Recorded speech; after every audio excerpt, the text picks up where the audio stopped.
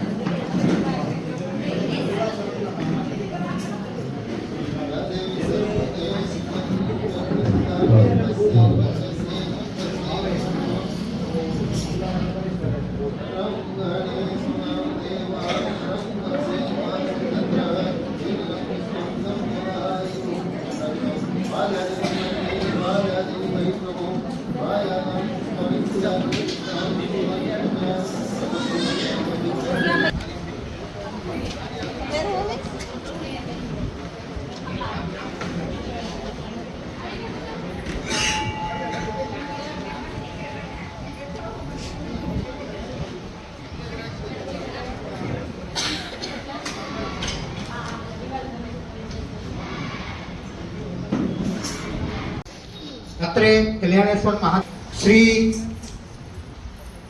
કલ્યાણપુર સનાતન મહિલા મંડળ આયોજિત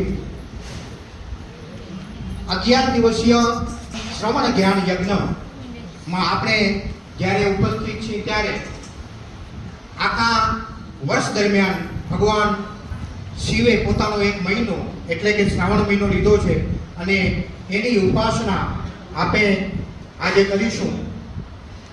આજના આ શ્રીમદ ભાગવત ધ્યાન યજ્ઞમાં જેનામાં ત્રિવેણી સંગમ કહી શકાય, કવિતા, કાવ્ય, કથા, કવિ અને નામ પણ કૃષ્ણકાંત એવા આજના આપણા ભાગવતના વક્તા ગઈસાલ પણ આયોજન હતું. આપણે પણ શ્રી માનનીય શ્રી કૃષ્ણકાંત ભાટિયા સાહેબ આ કથાનું શ્રવણ આપને કરાવશે. તો આપણે 11 દિવસીય આ ભાગવત સપ્તાહમાં આપણે જોડાઈશું.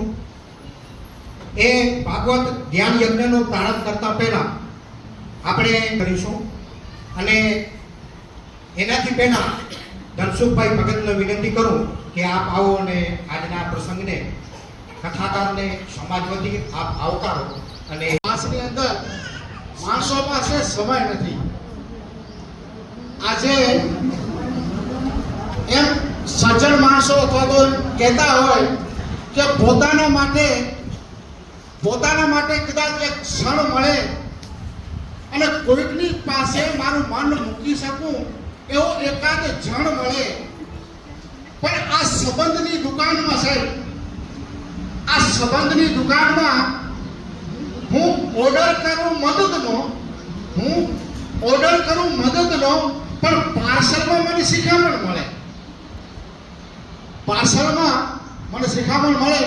એવા આ યુગની અંદર કળિયુગની અંદર આપણું ગામ એક ભાગ્યશાળી છે કે આપણા ગામને એવા માનનીય શ્રી કૃષ્ણકાંત ભાટિયા જેવા જે આપણા ગામને અનહદ પ્રેમ કરે છે એવા સાહેબ મળ્યા અને ગામ પ્રત્યે એમનો પ્રેમ કે જે આજે ભાગવતનો આપણે જ્ઞાનનો લાભ મળશે.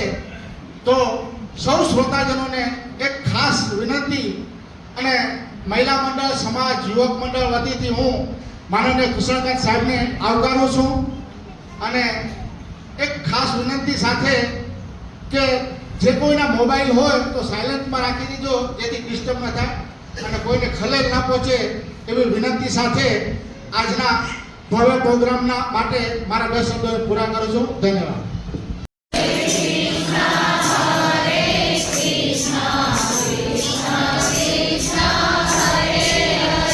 हरे कृष्ण कृष्ण कृष्ण हरे हरे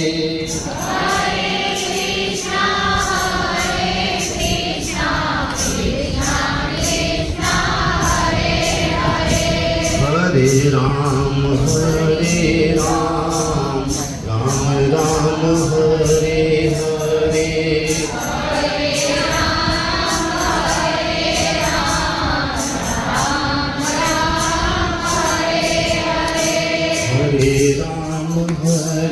राम राम राम हरे हरे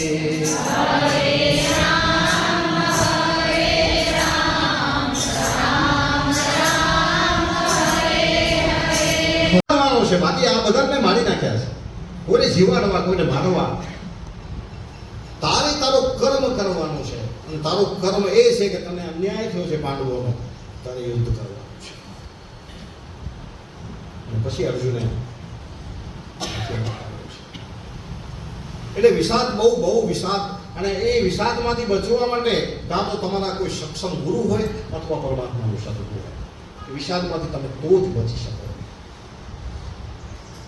થાય આપણને ઘણી વાર વિષાદ થાય છે.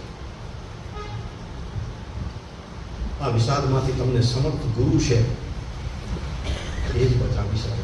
અને અહીંયા તો ઈશ્વરીય તત્વ પોતાનું રૂપ બતાવ્યું છે. ઈશ્વર તો આમાં પ્રસંગ આવશે, ભગવાન માટી ખાય છે ને ત્યારે યશોદાજી કહે છે મોઢું ખોલતા, મોઢામાં બ્રહ્માંડ બતાવે છે, પોતાના મોઢામાં દર્શન કરાવે છે યશોદાના બ્રહ્માંડ. થોડી વાર ચિત્ત બ્રહ્મ થઈ જાય છે યશોદાનું, અને પછી ભગવાનને એમ થાય જો ભૂલી નહીં જાય તો તકલીફ પડશે એટલે તરત ભૂલાવી દે છે. ઈશ્વરની કૃપા છે અર્જુન ઉપર.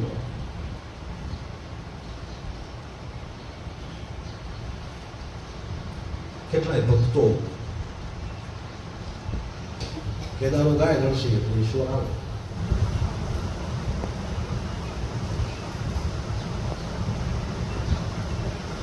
અને વીરાબાઈ લગભગ વીરાબાઈ રડ્યા છે. હસુન જન સીચ સીચ પ્રેમ દીકો મેરે તો ભેતર દો દૂસરા નિષ્ઠા એક જ. સુરદાસ અને સુરદાસે તો જે અમુક જે પદ લખ્યા છે ને કે વૃક્ષન સે મતલે મંતુ વૃક્ષન સે મતલે કાટે વા પર ક્રોધ ન કરે સચિત નહીં સ્નેહ વૃક્ષન સે મતલે. બિલકુલ અંત આંખથી કઈ દેખાય નહીં.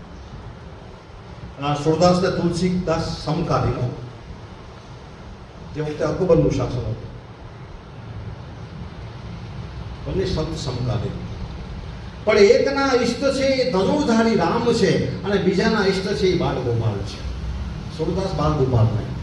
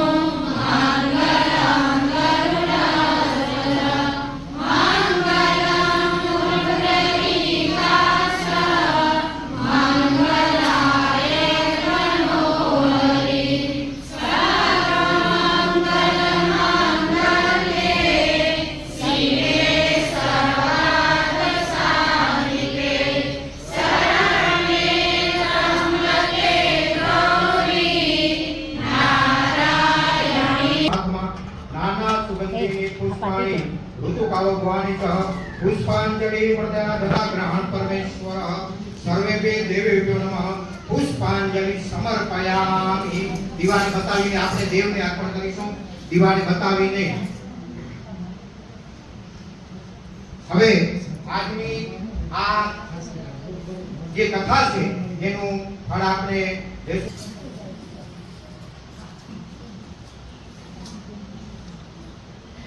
इदं फलं मया देवं वस्ताविदं पुरस्व तेन मे शुक्ला वाक्य वेदो जन्मनि सर्वेभ्यो देवेभ्यो नमः विशेष ज्ञान समर्पयामि.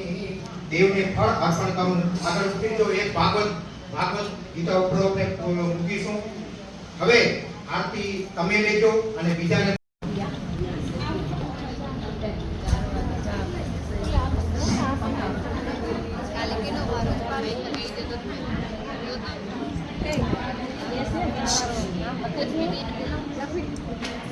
ये कही दे ना